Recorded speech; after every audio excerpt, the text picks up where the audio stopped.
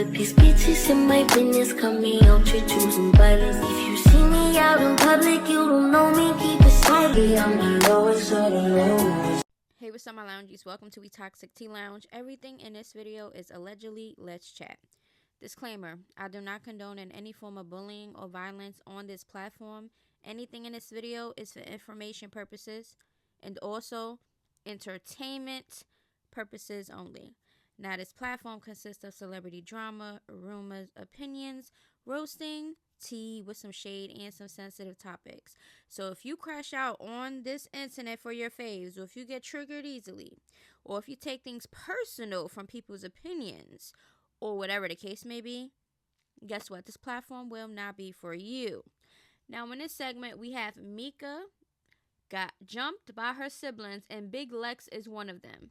Alvo, okay, we got Chrisean, and we have part 4 of Jay the Youngin's mom's story time. Okay, before we get into all of this hot ass tea, my loungies, please make sure to like this video. Thank you.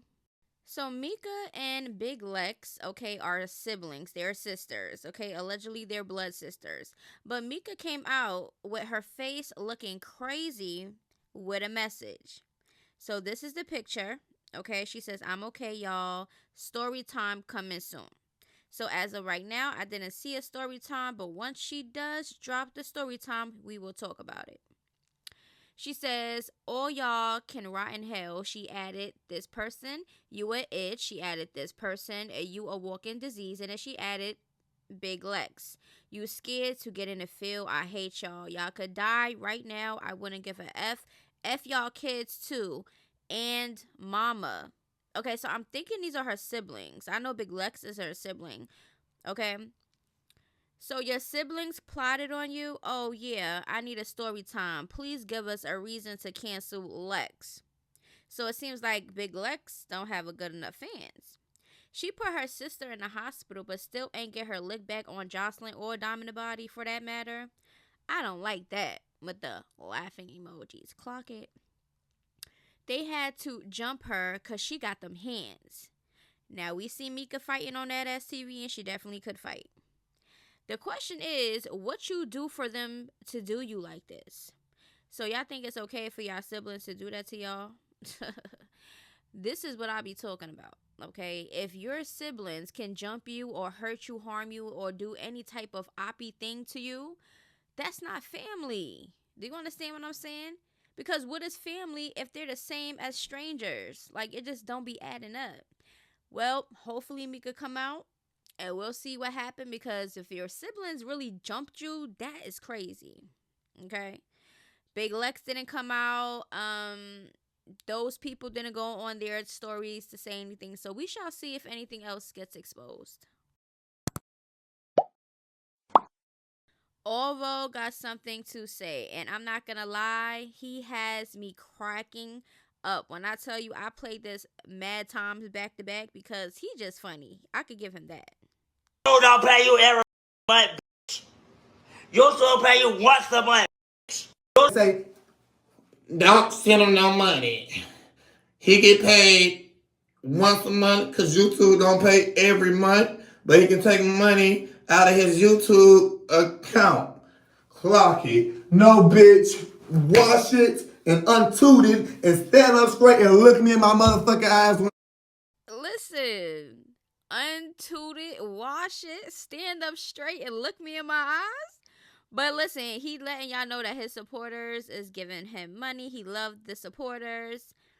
I'm trying to go to the studio in Houston today, like now, ASAP. So I guess he's going to be making some music. I don't know if he was an artist or not, but I mean, I'm open to whatever. We're going to be talking about it because it seems like Alvo, because he has been with Marco, because that's what is given to me, he has a platform for himself. A lot of Shamarco fans are over there, you know? So, and I mean, it is what it is, that, you know, he got people that look at him, like how he talk, watch it, like his content. They think he's funny. I definitely think he's funny. So, I mean, I don't condone in how he came out and tried to expose Shamarco as if he wasn't laying in the same bed as him.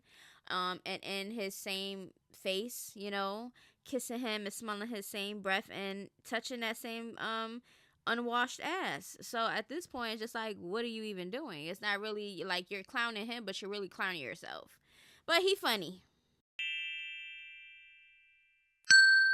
Now, y'all know Chrisean came out. She was going back and forth, saying things to Jaidyn, Carlissa, whatever. She's recently on her Snapchat reposting old things because she has no other content to put out. But she talks about everybody else with clout in this and clout in that. But she's trying to put on this image. Meanwhile, she's on Snapchat saying 24 hours. Now, somebody says Chrisean Rock just made another post, 24-hour warning. Jaidyn, you talking that hater stuff now. Look what you did. Now, this clearly is a rock turd or whatever, because what would make you think that this 24 hours really mean anything to Jaidyn? Oh no, what will Jay do? Is this the 24 hours Chrisean was speaking of? Because if I already don't accept calls, what's a freaking unfollow gonna do? Clock that T, clock it. Because what the hell are y'all talking about? Y'all be hyping this girl up even for a 24-hour post that could have meant anything. And then I hope it's not, oh, Blueface unfollowed Jaidyn and took the pictures down off his thing. Who cares? Y'all really think that's gonna do something to Jaidyn when she's actually out here making moves, doing what she has to do as a mother? Like, are you dumb? While Chrisean is behind the scenes looking on the internet, because we already know she looking on the internet. She already see everything that everybody's saying in the comment section. She already know what's going on. Hence, when she gets the green light from Blueface to come on the internet to speak out, then she starts saying all the things that she wanted to say from the time that she been looking at everything on the internet. We already know this. But she need to do something else because it's getting boring. Now, Jada Youngin's mom, we already went through part 1 to 3. This will be part 4, and this will be the last part of this story time, okay? Now, I'm pretty sure the thing is going to continue, but let's just listen. A person in their right mind, that's what you would do. You will file with the court to go and approve paternity so that you can take over the estate. A whole year went by. Nothing. A whole year went by. Nothing. Well, when a person dies, you have up to 1 year to prove paternity before the statute of limitations to run out. A week before that due date, I get a call. By this time I had switched attorneys. I get a call from my attorney saying that her and my son's dad had filed a paternity test with the courts. Whatever. So I'm like, what? We were never, I hadn't been notified, nothing or any of that. So anyway, my attorney requested for the documents. Y'all, for anybody out there who's educated, or you can look it up, whatever. You can look it up. A paternity test is a legal document. You submitting a paternity test to the courts, there can be no errors on it, no nothing, or you have to have a signed affidavit. Let me make y'all laugh. And I'm going to say this because it's funny because she got, like I said, I didn't speak no ill of her, nothing. I didn't say my son's dad set him up. I never said that, nothing. But it's funny, she's on here going so hard for my son's dad because what y'all may not know is she was even after his death. She was with him. Anybody in my hometown knows it. Like, we all know it. Everybody knows she was his daddy. Point blank, period. Who cares? That's their business. I don't give to. But that's just what it was. So, anyway, people go on about, oh, I was stealing money, baby. What do I need to steal from my own son, for one? For two, you can't steal shit that was legally turned over to you. Legally. Like I told you, I have receipts. I have all my legal documentation. Like, so, if I done stole this, I done did all this, like, why am I not in jail? Or, how can I steal something that is turned over to me? Well, anyway, the week before, her and his dad submitted a fake-ass paternity test to the courts where they had a scratched out father wrote in, grandfather, and had his. Now, you doing a paternity test with somebody, and on the paternity test, the daddy name spelled wrong? Come on, y'all. Come on. Jay daddy name was spelled wrong. They had him wrote out in there that they showed their license. Not Jordan nor Ken's dad. Jay's daddy never had license. He's never had license, y'all. Jordan ain't even have no license. If she didn't got him now, I would hope she have him now. But then Jordan ain't even have no license. So all of it was fake, and it was pretty funny. but at the same time, it wasn't. So when that happened, Hannah found out that the whole case was in Washington Parish. Well, her and her attorneys tried to do some slick side shit, and they filed the paternity, oh my God, to prove paternity, basically, in the courts in Baton Rouge. So I found out, my lawyer found out literally the day before the court date and notified my sister and I. So we went to court. I took our work. We showed up in court. When I got to court, it was like, we've never been served. I didn't know. I asked the judge for a continuance. I'm like, I'm not aware. I didn't know anything about this. And if I asked the judge, if you don't mind, could I please get a continuance? So, you know, my attorney can be prepared, whatever the case may be. We were never even served for court. Now, if y'all out here going out that bad to try to prove somebody's the dad by doing fake DNA paternity tests, y'all need evaluation, because who in their right mind is going to do that? If the person is not the father, the person is not the father. You got to figure out who the damn daddy is. So if that is correct and Jordan out here doing that, and then she's over there cahooting with the dad that she allegedly was sleeping on, her baby daddy's dad, that's wild crazy. Like, get some help. Learned about this court date. Well, the judge was like, nah, whatever, because her lawyer was like, no. The judge was like, no. So she served us right then and there and rescheduled the court date. So on the next court date, we goes back to court. And it was a whole big old wang dang doodle to where, like, I never got up and spoke. Jordan never got up and spoke. Nothing. Our lawyers met in the chambers with the judge, because before the judge called them in chambers to speak with our attorneys alone, my attorney was letting her know, like, no, he had already went to him, because at the time my older son was in jail. He went to the jailhouse where my son was to get the signed affidavit about him. So anyway, that happened. My attorney addressing like, no, all this paternity test that they provided to the court, whatever, this is false, whatever. Of course, the judge agreed. Like, come on now. Come on now. It was like, yeah, I can't make this shit up. And as a matter of fact, I got the paternity test they submitted to the courts with all the shit scratched out on it and the name spelled wrong. I got everything. So anyway, the judge was like, no. The judge was like, if this is truly the decedent's child, why have she not did a DNA test with his mom? Why would she not do the DNA test with his mom? So the judge court ordered us that day to do a DNA test. Had to do the mandatory everything right there in court. Got set up, had to call. Everything was said then and there. For her attorney had to talk to the DNA too. Everything was scheduled, set up. We had to be there for 2 o'clock in Baton Rouge to do a DNA test. Well, I showed up. Jordan never showed up. I was there waiting. She didn't show up with JR to do the DNA test. So I did my portion and I left.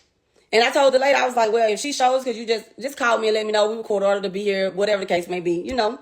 So a few hours later, that's when I called and I was like, did she show up then? And the lady was like, well, she just left. She just, showed up and, did the paternity test or whatever. Now, what's so crazy about it? She always lying, saying, oh, I denied JR, this and that. Not once, and nobody walking these green earth can never say that I denied that child. Never. Always have said he was my grandbaby, no matter what. But you're right. I wanted to have a paternity test done before Jay's estate was turned over. And what's so sad about it, y'all, let me backtrack. Before we even went to court to approve affiliation or determine, DNA, I had already turned over his estate. I signed a consent judgment and willingly agreed to turn over the estate. The estate was not turned over to Jordan. My attorney had met with her attorneys before the affiliation stuff in Baton Rouge. They talked or whatever. My attorney reached out to me. And by this time, y'all, I was just tired. I was tired. Do you hear me? What was so sad, she thought that she was going to get all this and that, and it was going to be all this and that. At the time, no. No, y'all. So I agreed. I said, okay, I'll do that. Well, they already knew Jordan could not administer the estate because Jordan was mentally unstable. If you are mentally unstable, you cannot administer an estate. The week before Jay was murdered, Jordan had just got out of the nut house. She had just got released from a mental institution. The morning that Jay died, Jordan was arrested from my house about 3-something that morning. Jordan got arrested from my house. I got videos of that shit. Now, you want to talk about some videos? Now, that is what I got videos of. That same day, she was upset because they weren't paying her no attention and didn't want to be bothered. He was just over her. My boy had got her. He was in such a better space. You know what I'm saying? Trying to do better. Jordan got arrested 3-something that morning from my house because Jordan had wigged out. She had took some drugs and had drunk down there a whole thing of Patron. You think I'm lying? She was on live that same night. Well, she wigged out, went run out my motherfucking wig, run out the door. Jay was outside talking to one of his friends. Right before that, she threw up all over the floor. My baby came in and like, Mom, Jordan threw up all over the floor in the room. I said, well, tell your brother to go handle that situation.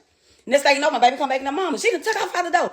Jordan went running out the door on the main highway by my house, rolling around all in the streets, screaming and hollering about how she want to die and she don't want JR and just let her house burnt down and all this and that. Oh, I got witnesses to that because I'm sorry, but if you are a parent, I don't care what you're going through, how depressed you are, whatever the case may be, real parents is not going to even have a thought of unaliving their kids, themselves, and none of that. You understand? That, I feel like that's just weak behavior, okay? All of us go through things in life. It's a lot of us that get down at times or whatever, but I personally would never, ever, ever have a thought of harming myself or my kids. I feel like it's never that serious. That's just how I feel. So if she's having that type of mindset, then yeah, if you are out there and you're thinking about unaliving your kids, go seek help before you actually fall through with them actions. Okay? And some of these people don't even really care. Cousin and one of Jay's friends had to go get her from out the middle of the road. Like craziness. Not only that, when they brought her back, Jay was like, Mama, just call the ambulance and call the police and call the ambulance, you know. Because I was like, she got to get out of my house. She got to go. And he was like, no, Mama, we just going to hold her here. We just going to wait till the police and the ambulance get here. He said, at the end of the day, this is my baby mama. We let her out here and something happened to her, I would have to live with that the rest of my life. Jay stood in front of the door. Jordan was hitting him. Everything. Like I said, I got it on video. Well, my daughter was videoing it. I have the videos. She was doing all this and that. Ambulance came. Police came. She did the most. Was doing the most. She was lying, talking about we even called her mom. Like, you know, her mom was like, man, Jordan McKenzie, you need to just stop it. I'm just tired of this. I'm over this. You know, her mom was just trying to tell her she need to get herself together, stop all that, whatever, because we FaceTimed her mom and was letting her mom see. Jake FaceTimed her mom, was letting her mom see what she was doing, you know. So anyway, all that happened. Police arrested her, took her to damn jail. She was in jail the whole time when everything happened. Jordan didn't even get out of jail till that afternoon that Jay died. Anyway, that's not here or there. Not here or there. Sorry, I'm reading something. So, she go on, I done stole money and I done stole all this and that. She done lied talking about, oh, my mama don't own, not even in her name or nothing of Jay's. Nothing at all. Y'all really just don't know the hell. But again, like I said, I'm tired and I'm gonna speak the truth. Unlike Jordan, anybody that know her, shit, the world know, that watches her, all she do is get on here because she thrives off attention. And it's sad. It really is sad. But me, I don't care. Y'all can say whatever. You can bash me. You can talk. You can say whatever about me getting on here speaking my truth. I'm tired. I'm tired of having my name bashed. I'm tired of being lied on. I'm tired of it all when I done nothing to a soul. You feel me? And y'all wonder why shit is the way with me and Jordan. Y'all don't even know, because there's so much more I could say and tell y'all about that y'all don't know. But what point is it? But as far as this situation, I'm going to speak on, because I'm tired of the lies. I ain't stole the fucking dime. The estate was turned over to me. I turned the estate over to Jordan's mom. Jay's estate and everything he worked so hard for was turned over to Jordan's mother for JR. Nothing was turned over to Jordan. Nothing. I signed a consent judgment before paternity was even proven. I signed a consent judgment. If y'all or any of y'all know what a consent judgment is, I signed a consent judgment and turned over Jay's estate to Jordan's mom. And what I should have did is made sure I get back on here again. Since she always want to holler about court documents and this and that and third. Her attorneys try to come after me to my, oh, they want everything that was paid to me and this and that or whatever the third. And baby, Tish paid them back taxes because Jay's estate was in levy. She wasn't going to get shit. Jay was in some major tax trouble. Well, hopefully they get it together, because like I said in the part 1 till now till 4, don't nobody got time for that. Do you understand what I'm saying? Like, you yourself do not have to deal with your baby father's mother, the family, no nothing. Like, it just be doing too much, okay? But hopefully they get it together. Let me know how y'all feel about everything in this video. I said everything I needed to say, and I'll see y'all in the next video. Till then, toodaloos, bye-bye.